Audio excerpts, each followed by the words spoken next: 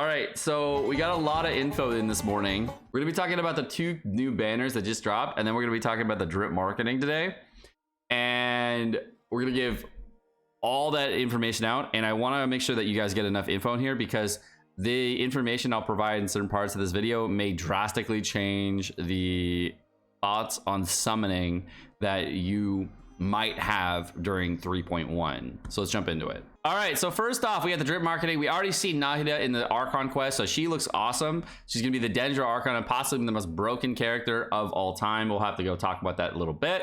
And secondly, we have the new character that got announced, Layla. I think they showed her in one of the previews at one time for 3.2. She is a cryo character from the salacious information out there.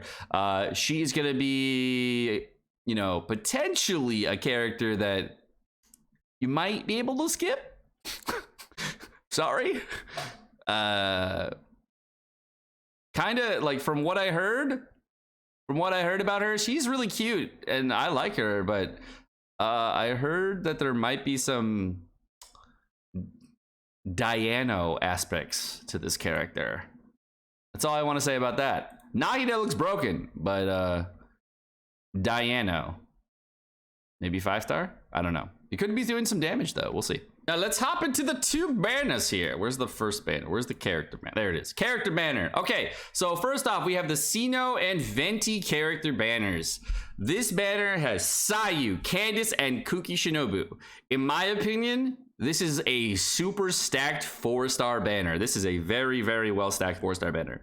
Now, Kuki Shinobu is one of those characters that a lot of people skipped. A lot of people skipped her because she was on the Ito rerun banner and not everyone wanted Ito, and that makes sense, and she's a really cute character and really fun, but she's insanely powerful for Dendro teams because she has the ability to trigger Hyper Bloom reactions in those Dendro teams consistently.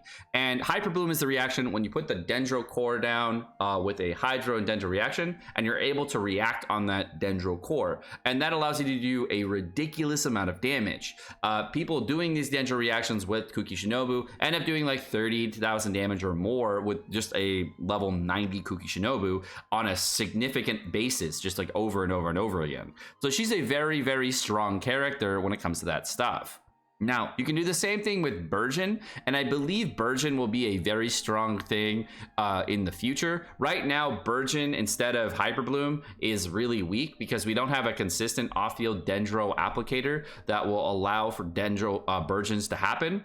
Because what happens when you use Dendro Traveler and a Pyro reaction is the Dendro Traveler is no longer off-field damage and his ultimate explodes. But with the introduction of Nahida, we may be able to get an off-field Dendro character, so Kuki's relevance may be short-lived right now and may not be like relevant going forward. But as of right now, she's a really good 4-star character to build. She's super cheap to build. All you need on her is Elemental Mastery and level 90, and that's it. Whatever Elemental Mastery you want to give her, sets don't really matter. You can run any set you want with Elemental Mastery. Maxing the Elemental Mastery with a new set. You can do like Wanderer Troop set, whatever you want, but all you need is Elemental Mastery and her to do damage. That's simple.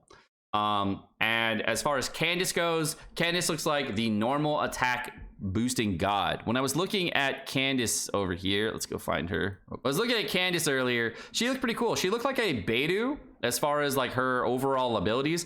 Her normal attack sequence was like the simple, but she looked like whenever she has an ability here, she blocks just like Beidou and then just like launches an attack afterward. But it looks like you can hold it in a lot as long as Beidou you can, but the charging ability is just the same. And I believe she's gonna have that same Ascension passive to do a big full counter. Then she's got an Elemental Burst. This ability changes any character's attacks to Hydro damage.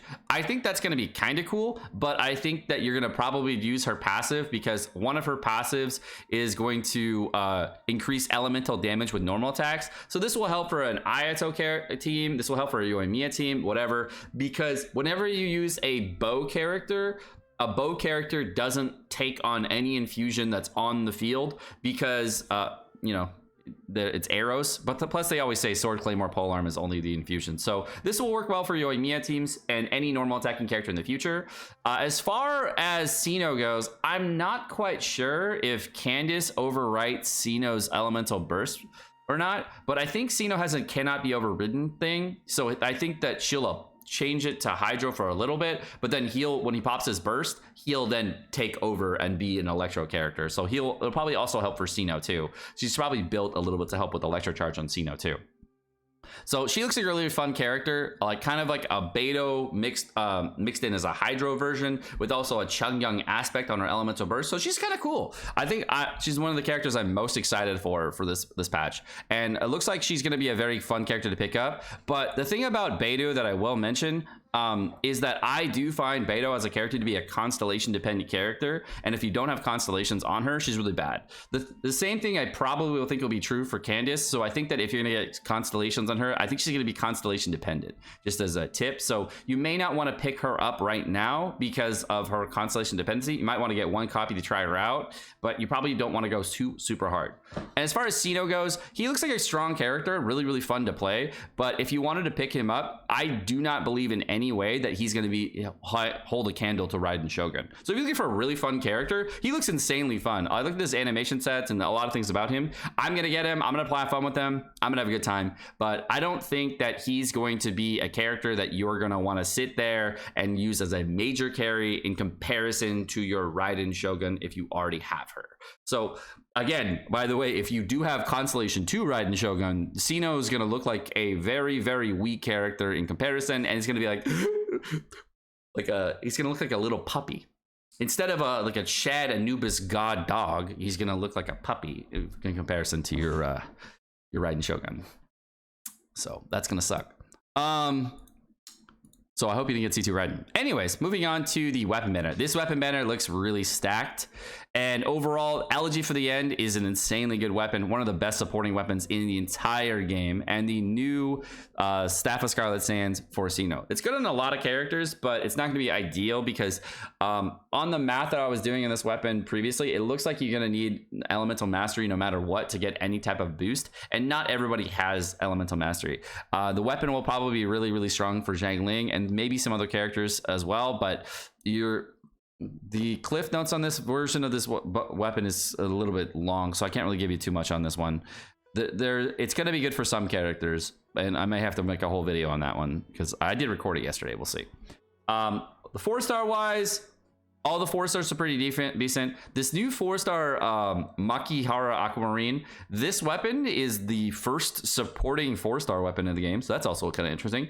And we got Sacrificial Fragments. So the Favoni's Spear is super strong for a lot of characters. Favoni's Bow, super strong for a lot of characters for anybody using Energy Recharge. Lion's Roar sucks big donkey dick. No one likes it ever. And Sacrificial Fragments goes for Sucrose. And the Makihara Aquamarine, when I was looking at this, the unfortunate part about this weapon is that the only characters that I saw this was good for were Dori and Sayu. So maybe that's why it's up first, because Sayu's on the banner, and maybe this is now the new Sayu weapon. Maybe Sayu will be broken with this weapon. We'll have to see. I'm gonna go pick it up and I'll try it out. I got enough shit to try it out. Okay, so what I really wanted to go over in this video is a serious topic about summon priority. So all the characters look really good, and there's a lot of fun things to be had. But unfortunately, there is one truth that you're gonna have to think about, is that Nahida is the Dendro Archon.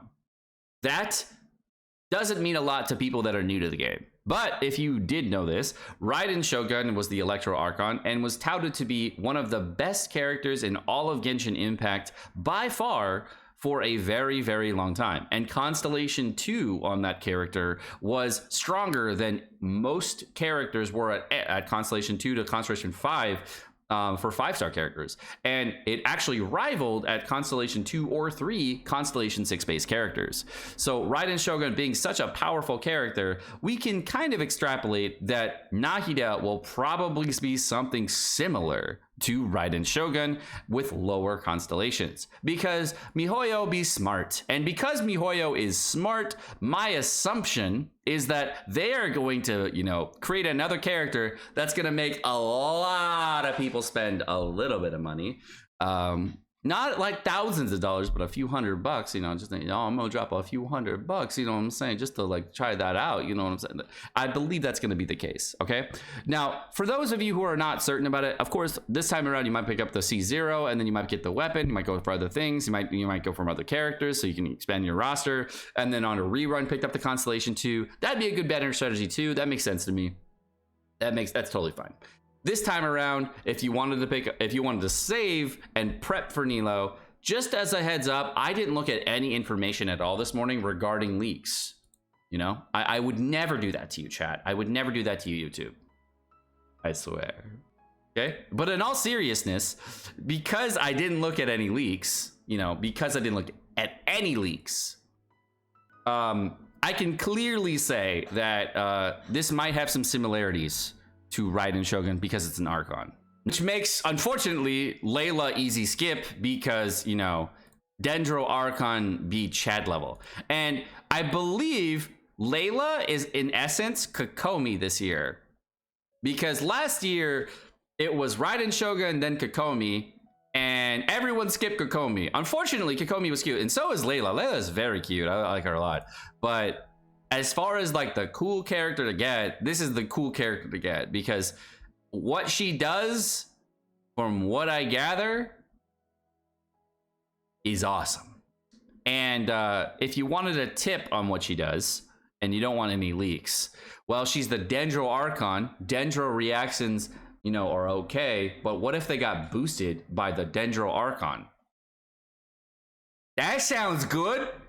What if Dendro reactions got a lot stronger? A lot stronger. If they got a lot stronger, that would be fun, right?